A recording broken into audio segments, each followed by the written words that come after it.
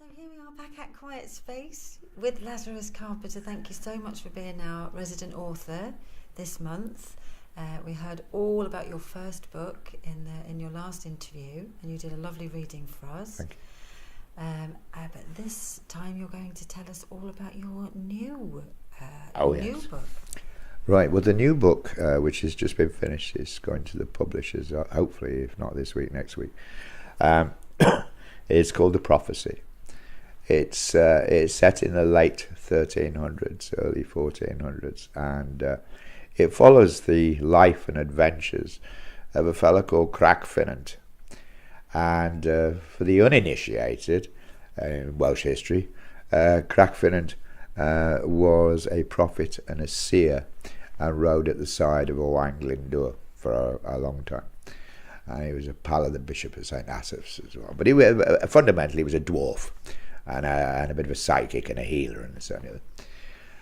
And some years ago, I'd been, as you know, I used to play the Sleeping Giant Festival, and I'd played it for a good few years. And then the year when Lazarus and the Lambs was top of the bill, I thought I'd better write a song. It's been hard getting to the top of this bill. I suppose I'd better write a song about Owain Glyndŵr. So I think that's where it started, actually, because so if you like, the idea for the book started quite a while ago, but I hadn't really got the concept going in my mind at that time. So I'd written Owain Glyndŵr and Jack of Kent, and both been very well received and everything else. And later I'd done this children's play called The Fiery Knight's Tale, which was a bit of a pantomime thing, which I did with Jimmy Juggle, and he did all the sort of circus bits, and I narrated the story, and the kids ran around like lunatics. And we did it at the Gower Heritage Centre through the summer season it was. And I role-played and narrated the character Carpenter in that play. So I think that got stuck in my head then. So after Ballad of Penny Greg, I got to thinking, what next? And Carpenter came into my head. Nobody really knows anything about him. It's not meant to be a factual story. I suppose it's my Game of Thrones to some extent, or a Welsh Game of Thrones, I suppose. But the story starts with finishing his apprenticeship at the grand old age of 25, after having been there with his master Clwyd ap Cracen Clwyd from the age of 10. Thought he was going to be there for the rest of his life, you see. But the old boy sent him off to London. He had to go off to Shrewsbury to join a travelling circus as a dumb performing dwarf, because of course he couldn't speak English either. The first part of the story really tells of his adventures on the way to London, and when he first encounters Glyndŵr, when Glyndŵr was a young man.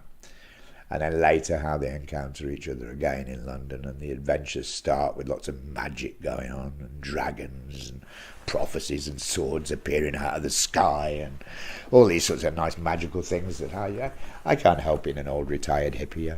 But anyway, the story itself started to unfurl really quite well. It's unlike the Ballad of Penny Greg, where I really, really had to think about what I was going to say to make it fit what I knew. I didn't know what the hell I was writing with this, so the whole thing has been made up. I mean, yes, there was a bit of a structure, but not much of one. I really bowled one chapter straight into the next, And I wrote The Prophecy in 6 months. 6 months. I was doing about 1,000 words a day, at one point, much to other people's disgust. But I was on a mission. I was on a mission to get this done, And I had it in mind that I wanted Crack and Glyndŵr to cement their relationship at this particular time, because I know, we know that Glyndŵr was studying law at Lincoln's Inn in 1375, so it was really nice to be able to fit that bit into the story, which meant, of course, that by the time they all went off riding in 1400, Crack was nearly 50, But, old whoopsie. And Tanny Minard, who's one of the few last remaining Welsh dragons, was sort of flying around teaching people this, that and the other and stuff. And of course, We got Henry stropping him around all over the place, not liking what Glyndŵr's done. You know, I brought in a lot of factual stuff that I've just twisted around to suit the story, to be honest. The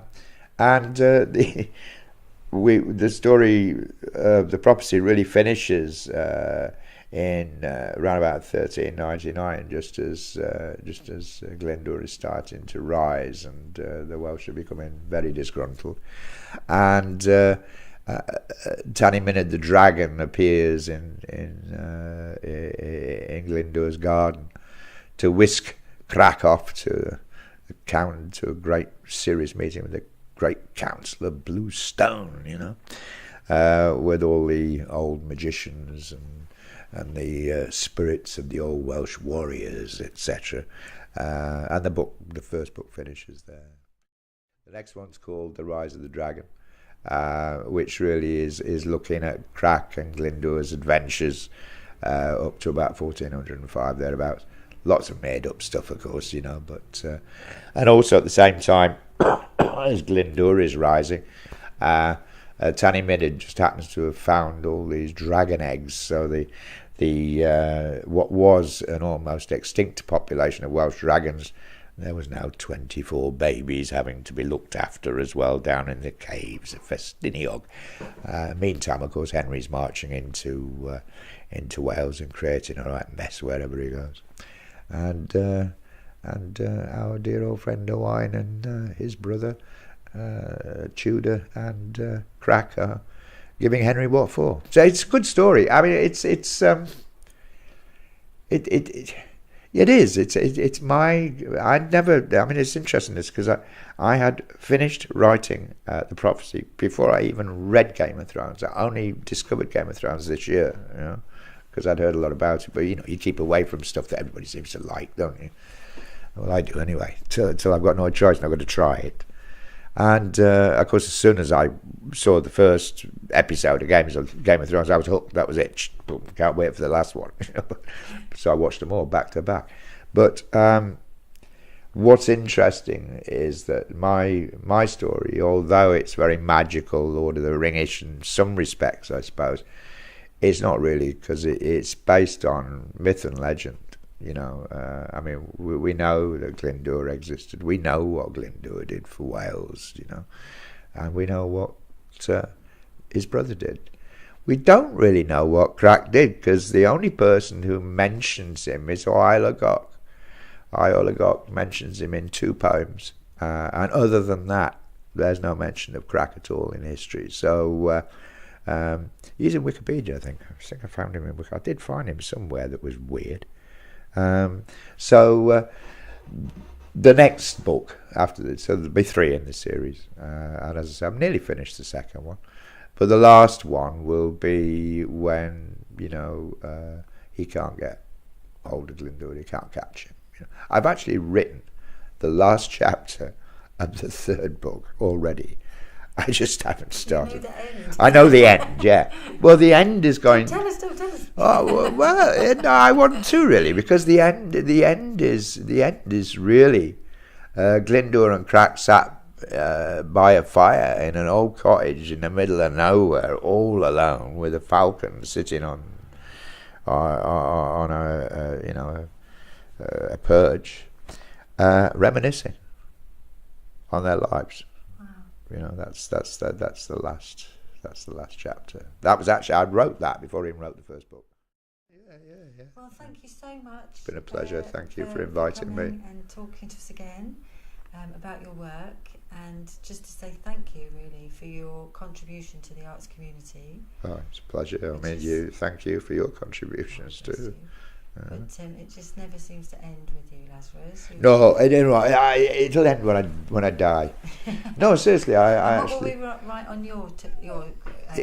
Probably the same as Spark Milligan's. I told you I was ill, you know. I don't know. Maybe not. Well, thank you, Joe. Thank you, Joachim.